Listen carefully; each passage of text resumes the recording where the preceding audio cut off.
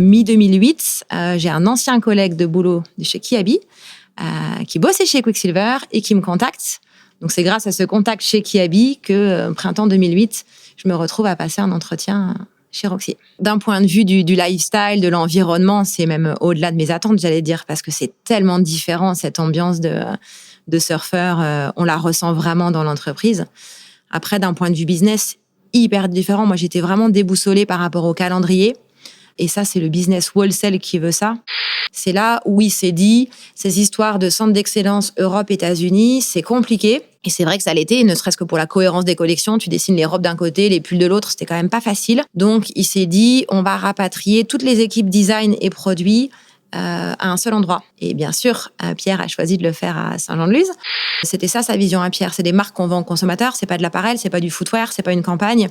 Donc, il voulait un patron sur chaque marque pour s'assurer de la cohésion des équipes et de coordonner des campagnes pertinentes avec les bons produits pour les bons réseaux. Et donc, c'est là où il m'a proposé de prendre le lead sur Roxy. Et là, waouh!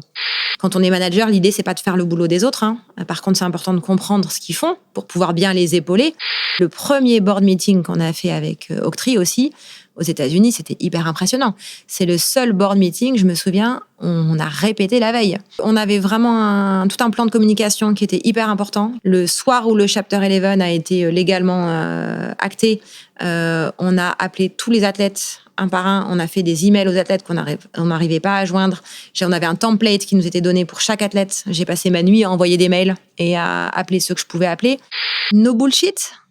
Vraiment quelqu'un de hyper humain, simple, discret, mais tourne pas autour du pot. Vraiment, on va direct au sujet. Moi, j'ai adoré bosser avec lui. La personnalité de Pierre, qui était vraiment particulièrement attachante et un personnage incontournable pour l'entreprise et dans l'industrie même, la brutalité de sa disparition nous a tous beaucoup marqués. Donc, Ouais, il est encore là bien présent. On a tous des styles de management différents, Nico, tout le monde, toute la direction, mais il y a forcément une empreinte Pierre pour tous ceux qui ont beaucoup bossé avec lui.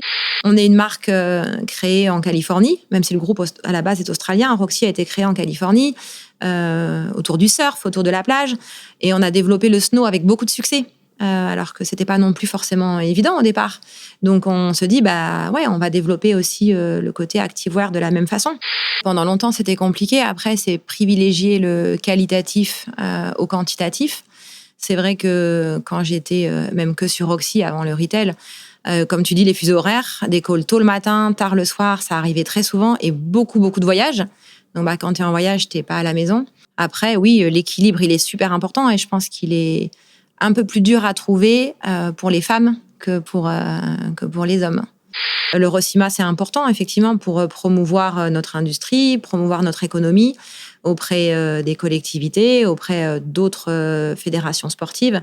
C'est important pour fédérer les gens de l'industrie. C'est un bon moment d'échange, pouvoir discuter avec les autres patrons des marques, voir un peu les enjeux, les challenges auxquels ils font face et les confronter par rapport aux nôtres, c'est toujours intéressant.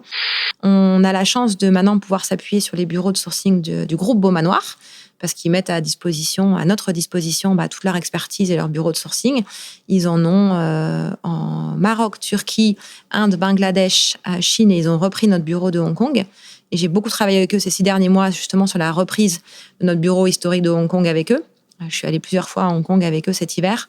C'est ça aussi qui m'a redonné un peu un pied dans le développement produit et qui m'a vraiment motivée pour ce nouveau job et qui m'a donné envie de bosser plus avec les bureaux de sourcing de Beaumanoir. D'une manière générale, on se rend bien compte que c'est même pas une histoire d'attente de consommateurs, c'est qu'il faut protéger notre environnement. Toutes les marques de surf, la montagne, la vague, c'est le terrain de jeu, donc il faut le protéger.